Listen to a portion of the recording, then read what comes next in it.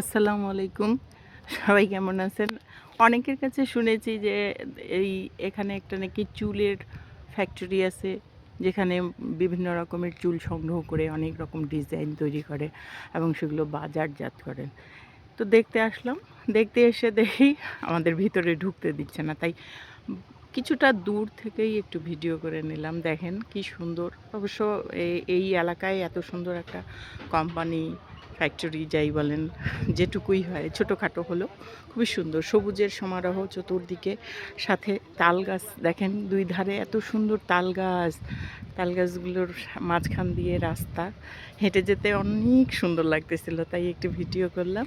করে আপনাদের দেখানোর জন্য করলাম। ধন্যবাদ।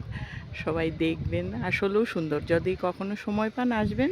কারণ যদিও ভিতরে ঢুকতে দেয় না, তাদের নাকি অনুমতি নাই। তো ঠিক আছে। সকলকে ধন্যবাদ। আসসালামু আলাইকুম।